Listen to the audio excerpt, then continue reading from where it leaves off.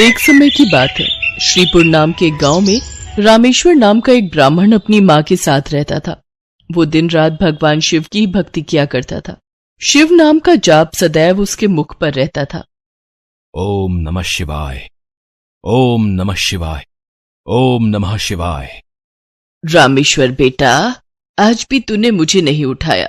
खुद ही उठकर घर के सारे काम कर लिए, खीर भी भोग लगा दी तूने तो। हाँ माँ, मैंने सोचा फटाफट से काम करके खीर बना लेता हूं। शिवजी भी खीर के इंतजार में बैठे होंगे। ये लो, भोग की खीर खाकर बताओ कैसी बनी है। रामेश्वर बेटा, इस खीर को तू बचपन से शिव जी को खिलाता आ रहा है। जब तेरे बापू जिंदा थे तब वो प्रसाद की खीर खिलाते थे और उनके जाने के बाद तूने ये नियम बना लिया। तेरी खीर बहुत ही स्वादिष्ट बनती है बेटे, और मुझे पता है भगवान शिव भी तेरे हाथों की खीर खाने के इंतजार में रहते होंगे। तभी तो मैं सुबह जल्दी उठकर सबसे पहले खीर ही बनाता हूँ ताकि भगवान शिव को भोग लगा सकूं। रामेश्वर का नियम था रोजाना सुबह जल्दी उठकर घर के सारे काम निपटाना और फिर भगवान शिव के भोग के लिए खीर का प्रसाद बनाना। ये कार्य पहले उसके पिता करते थे और पिता के जाने के बाद शिव जी की सेवा और खीर भोग की पूरी जिम्मेदारी रामेश्वर ने उठा ली। रामेश्वर को विश्वास था कि भगवान शिव उसके द्वारा खिलाई गई खीर को रोजाना ही खाते हैं। इसी विश्वास पर वो रोजाना खीर का भोग लगाता था और अपने भक्त के द्वारा भोग लगाई गई खीर को कैलाश पर्वत पर विराजमान भगवान शिव बहुत चाव से खाते थे। स्वामी, क्या बात है, आपको तो आनंद ही आनंद है। आपके भक्त आपको प्रेम से इतने स्वादिष्ट व्यंजन खिलाते हैं और आपका भक्त रामेश्वर तो नियम के अनुसार आपको खीर का भोग लगाता है। लाइए, थोड़ी सी खीर मुझे भी दे दीजिए। रामेश्वर के हाथों की खीर बहुत ही स्वादिष्ट होती है। हाँ देवी पार्वती, रामेश्वर इतनी स्वादिष्ट खीर का भोग लगाता है कि मन प्रसन्न हो जाता है। तभी नंदी और समस्त शिवगण वहाँ जाते हैं। महादेव, ये लीजिए, हम भांग और धतूरा ले आए हैं। नंदी, अभी तो हम स्वादिष्ट खीर का आनंद ले रहे हैं। ऐसा करो, भांग और धतूरे को वहाँ छोटे पर्वत पर रख दो। हम कुछ समय के बाद उसे ग्रहण करेंगे। अरे नंदी महादेव तो हमारी ओर देख तक नहीं रहे। उनका सारा ध्यान तो रामेश्वर की बनाई हुई खीर पर है। ऐसे कब तक चलेगा नंदी? हाँ, मैं भी यही देख रहा हूँ। इतने प्रेम से हम भांग और धतूरा पीस कर लाए और महादेव ने हमें इसे रखने के लिए बोल दिया। अरे नहीं नहीं, ऐसी बात नहीं है। महादेव ने बोला है कि हम उसे वहां रख दें। वो कुछ देर बाद उसे ग्रहण करेंगे। महादेव रोजाना रामेश्वर की भोग लगाई हुई खीर को बहुत चाव से खाते हैं। नंदी, मैं तो कई बार सोचता हूँ कि रामेश्वर की खीर में ऐसा क्या है कि भोलेनाथ सबसे पहले उसकी भोग लगाई खीर को ही खाते हैं और फिर और किसी तरफ उनका ध्यान ही नहीं जाता। तभी तो हम भांग धतूरा लेकर आए और उन्होंने बिना देखे ही इसे रखने के लिए बोल दिया। हाँ, कह तो तुम ठीक रहे हो भैरव। महादेव को भांग धतूरा इतना प्रिय है, पर रामेश्वर की खीर से ज्यादा उन्हें इस समय कुछ भी प्रिय नहीं लग रहा। तो क्या किया जाए नंदी कि महादेव का ध्यान अपने भक्त रामेश्वर से हटकर हमारी ओर आ जाए? एक रास्ता है। नंदी ने सभी गणों के कान में कुछ कहा। उसके पश्चात सभी गण पृथ्वी लोक पर आ गए और सबने ब्राह्मण रूप ले लिया और सब लोग रामेश्वर के पास पहुँचे। रामेश्वर शिव जी को खीर का भोग लगाने के लिए बाजार से सामान खरीद रहा था। ब्राह्मण वेश में नंदी ने रामेश्वर से कहा, रामेश्वर, तुम हमें नहीं जानते, पर हम तुम्हें बहुत अच्छे से जानते हैं। तुम भगवान शिव के भक्त हो और रोजाना उन्हें खीर का भोग लगाते हो। हाँ ब्राह्मण देव, आप तो सब कुछ जानते हैं। हाँ रामेश्वर, हम सब जानते हैं, इसीलिए तो हम तुम्हारे पास आए हैं। हमें पता है कि तुम महादेव के परम भक्त हो, पर तुम्हें पता है महादेव अब रोजाना खीर खाकर ऊब गए हैं। इसलिए अब तुम कुछ दिनों के लिए खीर का भोग रोक दो। तुम एक काम क्यों नहीं करते? तुम महादेव को सप्ताह में एक दिन खीर का भोग लगाया करो, जिससे महादेव को और अधिक स्वाद आएगा। अब महादेव को इतने सारे भक्त पूजते हैं। महादेव भी तो इतने सारे भक्तों के द्वारा दिए भोग को ग्रहण करते हैं। उनका पेट बहुत भर जाता है। अगर तुम उनको सप्ताह में एक दिन खीर का भोग लगाओगे तो उन्हें तुम्हारी खीर का इंतजार रहेगा और वो और अधिक आनंद से खीर खाएंगे। क्यों, हम सही कह रहे हैं ना?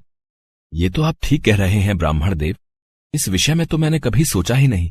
अब मैं एक काम करता हूँ, मैं सप्ताह में एक दिन ही भगवान को खीर का भोग लगाया करूंगा, ताकि वो और भी भक्तों का प्रसाद ग्रहण कर सकें और फिर उन्हें मेरी खीर का बेसब्री से इंतजार रहे।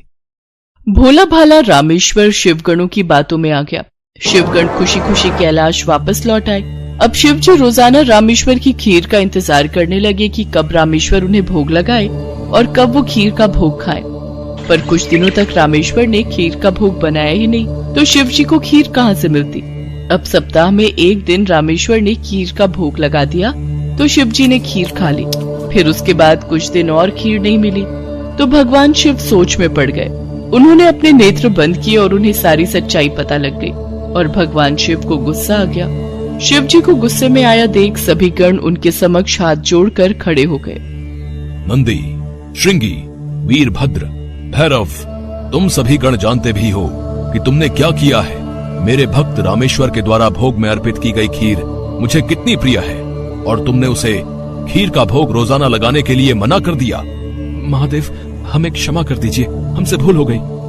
महादेव, जब हम आपको खीर खाता हुआ देखते थे तो हम यही सोचते थे कि आप हमारी ओर ध्यान नहीं दे रहे हैं। अच्छा, तो ये कारण है। और तुम सब ये नहीं जानते कि मेरा प्रेम अपने सभी भक्तों पर एक समान है। मैं भला तुम्हें कैसे भूल सकता हूँ। तुम तो मेरे हृदय में वास करते हो। तुम सब तो मेरी ही शक्तियों द्वारा उत्पन्न हुए हो। संसार में मेरा प्रत्येक भक्त मुझे एक समान प्रिय है और प्रत्येक भक्त के हृदय में मैं ही विद्यमान हूँ। इसलिए मेरा प्रेम कभी भी कम या ज्यादा नहीं हो सकता। माता पिता के लिए तो उनके सभी बच्चों में प्रेम एक समान होता है, फिर तुम ये भूल कैसे सकते हो। भगवान शिव की बातें सुनकर सभी शिवगण समझ गए कि उन्होंने कितनी बड़ी भूल कर दी। सचमुच महादेव का प्रेम तो अपने सभी भक्तों के लिए एक समान रहता है। इसके बाद सभी शिवगण फिर से एक बार रामेश्वर के पास गए। रामेश्वर, हमें भगवान शिव का संदेशा आया है। वो कह रहे थे कि तुम्हारी खीर इतनी स्वादिष्ट होती है कि वो सप्ताह भर की प्रतीक्षा नहीं कर सकते। सप्ताह में एक दिन भोग से उनका मन ही नहीं भरता। इसलिए उनकी आज्ञा है कि तुम रोजाना ही उन्हें खीर का भोग लगाया करो। आप सच कह रहे हैं ब्राह्मण देव, भगवान शंकर को मेरे हाथों की बनी खीर इतनी प्रिय है। ठीक है, फिर मैं रोजाना उन्हें खीर का भोग लगाऊंगा। ये सुनकर रामेश्वर बहुत खुश हुआ। अब एक बार फिर रामेश्वर रोजाना खीर बनाकर भगवान शिव को भोग लगाने लगा। अब तो समस्त शिवगण भी भगवान शिव के साथ रामेश्वर द्वारा भोग लगी प्रसाद की खीर का आनंद लेते और खूब भरपेट खीर को खाते। भगवान शिव और देवी पार्वती दोनों सभी गणों को इस प्रकार खीर खाता देख मंद मंद मुस्कुराने लगे। भगवान शिव ने अपने परम भक्त रामेश्वर को सभी सुख सुविधाओं से पूर्ण रखा। उसके जीवन में कभी भी कोई कठिनाई नहीं आई। रामेश्वर का विवाह एक बहुत ही सुशील कन्या के साथ हुआ। उसके घर में 2 बच्चों का जन्म हुआ। अपने परिवार के साथ संपूर्ण जीवन खुशी खुशी व्यतीत करके रामेश्वर अंत में मोक्ष को प्राप्त हुआ। भोलापुर गांव में बृजपाल नाम का एक ब्राह्मण रहता था, जो कि बहुत ही आलसी स्वभाव का था। घर में उसकी पत्नी सुनीता और बेटी गुड्डी उसके साथ रहती थी। बृजपाल सारा दिन खाट पर ही पड़ा रहता था। बृजपाल दिन भर में बस एक ही काम करता था और वो था भगवान शंकर की पूजा। वो हर रोज सुबह शाम शंकर भगवान की पूजा करता, उनके नाम की माला जपता, फिर सो जाता। अपने आलस के कारण सारा दिन सोए रहने की वजह से अक्सर बृजपाल और उसकी पत्नी में खटपट होती रहती। अब उठ भी जाओ जी, कितना सोओगे, चलो अब खाना खाकर खेत चले जाओ, फसल काटने का समय हो गया है। और हाँ, वापसी में आते हुए नदी किनारे लगे सरसों का साग तोड़ कर ले आना, घर में बनाने के लिए कोई सब्जी नहीं है। और हाँ, भूलना मत, नहीं तो आज खाना नहीं बनाऊंगी। अपनी बीवी की बातों को नजरअंदाज कर बृजपाल फिर से चादर तानकर सो जाता है। सुनीता गुस्से में लाल पीली हो जाती है। उधर कैलाश में बैठी माँ पार्वती शंकर भगवान से कहती हैं, हे नाथ, ये आपका कैसा भक्त है जो आपकी भक्ति के अलावा और कुछ काम नहीं करता, बस अपने आलसी शरीर के कारण खाट पर ही पड़ा रहता है, कोई कर्म नहीं करता। आपको तो ऐसे भक्त का मार्गदर्शन करना चाहिए। देवी, इसमें इसकी कोई गलती नहीं। ये सारा किया इसके पिछले जन्म का है। तब ये एक आलसी गधा हुआ करता था जो सारा दिन मेरे मंदिर के बाहर लेटा रहता था। मंदिर में जब भी मेरे नाम का उच्चारण भक्तगण करते तो उसका स्रोत उसके कानों में गूंजता और उसे नींद में भी मेरा ही नाम सुनाई देता। फिर एक रोज श्रवण मास में ये चल बसा और फिर अगले चारों में इसने मनुष्य रूप में जन्म लिया। लेकिन इसके पिछले जन्म के आलसी स्वभाव ने इसका पीछा नहीं छोड़ा। जब सही समय आएगा तब मैं इसे ज्ञान दूंगा। हे भगवान, क्या करूं मैं इस आदमी का? ये तो फिर से लेट गए।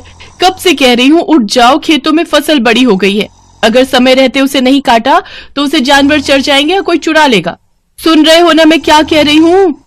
हे शिव जी, ना जाने इनका आलस कब खत्म होगा। इनके आलस से तो मैं अब तंग आ चुकी हूँ। सुनीता लगातार बड़बड़ाए जा रही थी, लेकिन आलसी ब्राह्मण के सर पर तो जूं तक न रेंगे। वो तो बस चुपचाप अपनी खाट पर लेटा हुआ था।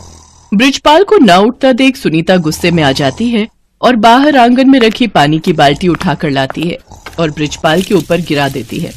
बृजपाल पूरा भीग जाता है और वो गुस्से में उठकर उससे लड़ने लगता है। काफी देर तक दोनों में खूब कहासुनी होती है। फिर वो गुस्से में घर से निकलकर शंकर भगवान के मंदिर में चला जाता है और वहां पहुंचकर शंकर जी से कहता है, हे शंकर भगवान, अपनी पत्नी की रोज रोज की झिकझिक से मैं तंग आ चुका हूँ। अगर मेरी भक्ति ने आपको प्रसन्न किया है तो मुझे आप दर्शन दीजिए प्रभु। इतना कहते ही वो जोर जोर से रोने लगता है। अपने प्रति उसका प्यार और श्रद्धा देखकर शंकर भगवान उसको दर्शन देते हैं और कहते हैं, बृजपाल, तुम्हारी भक्ति ने मुझे प्रसन्न किया है। तुम सचमुच मेरे परम भक्त हो। कहो, तुम्हें मुझसे क्या वरदान चाहिए? हे प्रभु, मुझे ऐसी कोई चीज दीजिए जो मेरी हर बात माने और मेरा सारा काम कर दे। ये लो, मेरा ये छोटा त्रिशूल। तुम इस त्रिशूल को जहां भी रखोगे वो अपना काम खुद ही करने लग जाएगा और काम पूरा होने के बाद ही रुकेगा। लेकिन हां, अगर तुमने इसे काम के लिए मना किया तो ये हमेशा हमेशा के लिए गायब होकर वापस मेरे पास आ जाएगा। भगवान शंकर उसको त्रिशूल देकर अंतर्ध्यान हो जाते हैं। त्रिशूल देखकर बृजपाल ये सोचकर बड़ा खुश हो जाता है कि अब से उसे कुछ भी काम नहीं करना पड़ेगा। इसके बाद वो त्रिशूल लेकर घर पहुंचता है और अपनी पत्नी और बेटी को त्रिशूल के बारे में सारी बात बताता है। अगले दिन सुबह ही बृजपाल ने भगवान शंकर का नाम लेकर उस त्रिशूल का इस्तेमाल शुरू कर दिया। वो जैसे ही त्रिशूल को घर के बीचों बीच रखता, सारे घर में अपने आप ही सफाई हो जाती। वो जिस भी चीज पर उस त्रिशूल को रख देता वो अपने आप काम करने लग जाता। खेतों में रख देता तो अपने आप ही सारी फसल कट जाती। ऐसे ही कई दिन बीत जाते हैं। एक रोज जब सुनीता गुड्डी के साथ अपने मायके गई होती है तो बृजपाल त्रिशूल को गैस के पास रखकर कहता है, मेरे लिए जल्दी से स्वादिष्ट सा भोजन तैयार कर दो। चूल्हे पर अपने आप कढ़ाई चढ़ जाती है और उसमें खुद ही तेल मसाले पड़ने लग जाते हैं। देखते ही देखते स्वादिष्ट पकवान बनकर तैयार हो जाते हैं, जिन्हें बृजपाल बड़े ही चटकारे लेकर खाता है। आहा, वाह, मजा ही आ गया। वाह वाह वाह, क्या स्वाद है। रोज भाग्यवान के हाथों का भोजन करके तो मैं परेशान ही हो गया था। सच में कमाल का है ये त्रिशूल। खाना खाकर बृजपाल आराम से गहरी नींद में सो जाता है और फिर जब अगली सुबह जागता है तो कुएं के पास जाकर उस त्रिशूल से कहता है, जल्दी से मेरे नहाने के लिए कुएं में से पानी निकालकर इस बाल्टी में भरा जाए। कुएं में से पानी निकालना हो, पौधों को पानी देना हो, साफ सफाई, कपड़े, बर्तन, सभी तरह के काम वो त्रिशूल बृजपाल के कहते ही कर देता।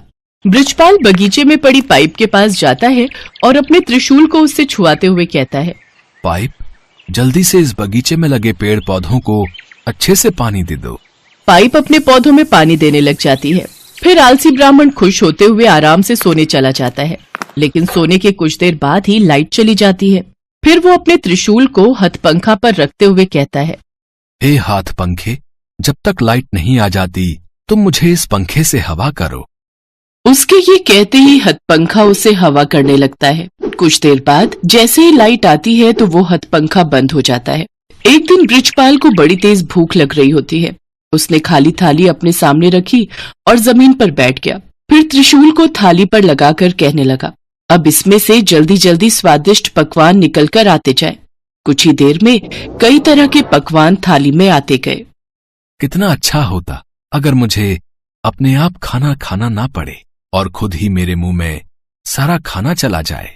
ऐसा कहकर उसने त्रिशूल को अपनी प्लेट पर लगाया और कहने लगा, अच्छे अच्छे पकवान जल्दी से मेरे मुंह में आ जाएं। उसके ऐसा कहते ही थाली में से तरह तरह के पकवान निकलकर उसके मुंह में जाने लगे। और वो बड़े ही चटकारे लेकर उनको खाने लगा। पर ये मजा कुछ देर तक का ही था।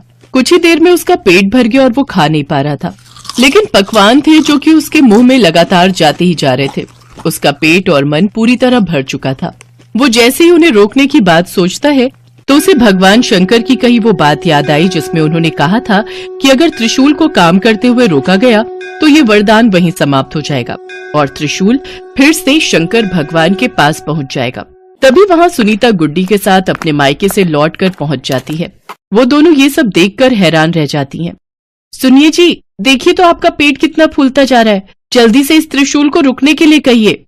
बृजपाल शंकर भगवान के दिए वरदान को खोना नहीं चाहता था, लेकिन फिर भी वो थक हार कर कह ही देता है, रुक जाओ। उसके इतना कहते ही खाना रुक जाता है, लेकिन साथ ही वो त्रिशूल भी वहां से गायब हो जाता है। त्रिशूल को गंवाकर वो बड़ा ही दुखी हुआ, लेकिन अब वो कुछ भी नहीं कर सकता था। शंकर भगवान के दिए वरदान को अब वो खो चुका था।